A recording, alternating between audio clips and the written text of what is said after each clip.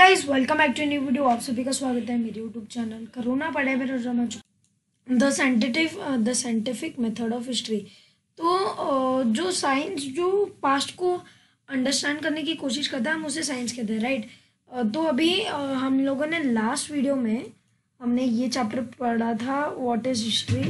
तो उसके बाद हम अभी क्या जानेंगे, हम हिस्ट्री के आगे का पार्ट जानेंगे the scientific method of history in standard third and standard fourth. As the part of the environmental studies, we have come acquainted in the various science the special characteristics of these science, that there are facts and evidence that can be tested and experiment which can be repeated anywhere by any time. This method of using a number of different tests to determine whether the evidence of the reliable is called the scientific method. तो scientific method of history होता क्या है? सबसे पहली बात, तो third और fourth standard में हमने क्या पढ़ा था? थर्ड और फोर्थ स्टैंडर्ड में हमने ये पढ़ा था कि जो एक्वेंट और जो साइंस है उसके वेरियस पार्ट्स बन चुके हैं और अलग अलग डेफिनेशंस आते हैं। Specific characteristics of this science is there facts and there evidence can be tested in the experiment. इनके फैक्ट्स और इनके एविडेंस जो है वो एक्सपेरिमेंट्स में टेस्ट हो सकते हैं दोस्तों। The method of using a number of different test, जो मेथड होता है जिसमें हम एक ही टाइम में अलग अलग टेस्ट मेजर करते हैं उसको जो रिलायबल भी हो हम उसे क्या कहेंगे? साइंटिफिक मेथड कहेंगे दोस्तों। There are many things that happened since our birth that we may not know about. ऐसी बहुत सारी चीज़ें हमारे जन्म के बाद की हमें अब तक वो चीज़ें नहीं पता है। However our grandparents and parents or others often tell us amazing stories of our childhood. Those stories are a part of their memory. However, when different people tell us about the same events, we find a difference in their narration. तो बहुत सारी चीज़ें हुई है जो जब से आप पैदा हुए पर इनमें आपको सारी चीज़ें याद नहीं है। देखो आपको बचपन याद नहीं है मोस्टली, राइट। तो आपके ग्रैंड पेरेंट्स और पेरेंट्स जब आपको ये अदर्स या आपको ये सारी अम्यूजिंग स्टोरीज बताएंगे आपके खुद के चाइल्डहुड की, आपको खुद भी अच्छा भी लगेगा और एकदम ऐसा शौक भी होगा कि मैंने बचपन में क्या क्या किया। पर अगर यही सेम स्टोरीज मैं अलग अलग लोगों से सुनूँ तो उनके नरेशन में मुझे बहुत वेराइटी ऑफ डिफरेंस मिलेगा। It makes us wonderful which one is right. तो ये हमें ये सोचने पे मजबूर करता है कि कौन सा वाला राइट है दोस्तों। तो इसके लिए ये एग्जामिन करने के लिए the details of each narration carefully to decide the correctness of the fact. तो जैसे अभी मेरे खुद के पास्ट में अलग अलग लोग अलग अलग नरेशन और अलग अलग स्टोरीज के साथ एक ही इवेंट बता रहे हैं, वैसे भी हमारे पास्ट में भी ये सेम चीज़ हुई है।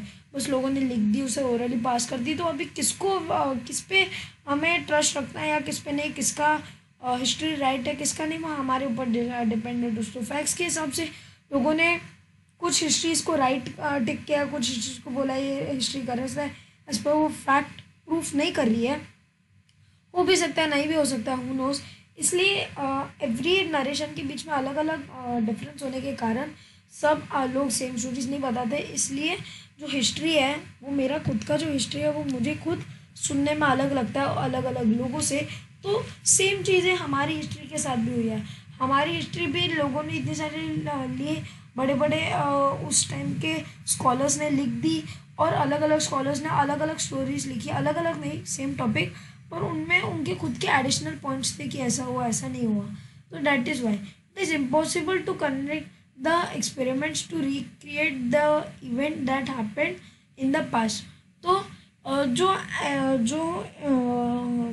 एक्सपेरिमेंट जो हुए थे पास्ट में हम उन्हें रिक्रिएट करना मोस्टली इम्पॉसिबल है, वो हो नहीं सकते क्योंकि वो पहले पास्ट में हो चुके हैं। Therefore the methods of presenting history in a different form that of the other science.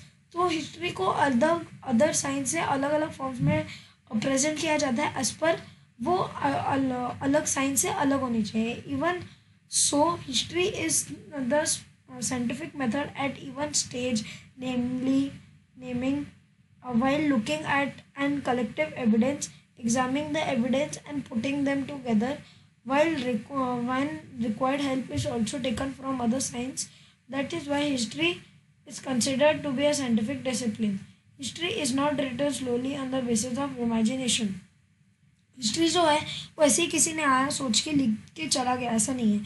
History को साइंटिफिक मेथड एवरी पास्ट के जो स्क्रिप्ट्स हमारे पास है उनको स्टेट करके उनको हमारे आज के साइंस से कंपेयर करते क्या ये पॉसिबल है कि नहीं, ये सारी चीज़ें कंपेयर करके उसे माना जाता है कि ये हिस्ट्री ट्रू होगी या नहीं। अगर कुछ लोग लिखेंगे वहाँ पे इतना 6 फुट, ऐसा नहीं, दैट इज़ नॉट डन, क्योंकि वहाँ पे ऐसा 8-9 फुट का आदमी है जो ऐसा करता है वो वैसा करता है। हिस्ट्री में वो अभी साइंटिफिकली पॉसिबल है कि नहीं वो पहले देखा जाएगा, फिर उस हिस्ट्री को करेक्ट या रॉन्ग माना जाएगा। एज पर हिस्ट्री को कंसिडर किया जाता है साइंटिफिक डिसिप्लिन में, एज पर उसे साइंस के साथ भी जोड़ा जाता है। उसको पास्ट में उसको रीचेक किया जाता है कि क्या ये सही में हुआ था, अगर हुआ भी था तो ये क्या आज की दुनिया में पॉसिबल है, उसके थ्रू वो कंपेयर किया जाता है। Asian objects, structures, sculptures, pots, coins, inscriptions और कॉपर प्लेट्स, बुक्स, मैन्युस्क्रिप्ट्स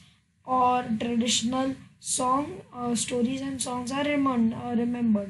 देखो यहाँ पे पॉट्स है अलग अलग जिनमें वो खाना पानी करते थे, दूसरा यहाँ पे कॉइन्स है जिनसे वो ट्रेडिंग करते थे, कॉपर प्लेट जिन पे वो चीज़ें याद रखते थे या जिन पे वो लोग अपनी छोटी छोटी इन्फॉर्मेशन लिख के रखते थे, और बुक्स एंड मैन्युस्क्रिप्ट्स जिस पे वो पढ़ाई करते थे, जिस पे वो उनके टाइम के इन्फॉर्मेशन लिख के रखते थे दोस्तों कि उनके टाइम में कैसी चीज़ें कैसी हुआ करती थी। So that is why they are called old. वो ओल्ड है क्योंकि वो उनके टाइम के मैन्युस्क्रिप्ट्स है। अगर उनको पहले कोई ट्रांसलेट कर पाए तभी जाके पता चलेगा दोस्तों। आज के बस आया हूँ, आपको वीडियो पसंद आएगा। अगर वीडियो पसंद आएगा वीडियो को लाइक, वीडियो को शेयर, चैनल को सब्सक्राइब। मैं आपको मिलूँगा अगले वीडियो में पार्ट 3 के साथ। ये हमारा पार्ट 2 था जिसमें हमने जो इसका पार्ट 2 था वो कंप्लीट किया व्हाट इज़ हिस्ट्री का। तो पार्ट 3 में मिलूँगा जिसमें हम इसके आगे के और टॉपिक्स के बारे में डिस्कस करेंगे, हिस्ट्री एंड अस। तो तब तक के लिए गुड बाय।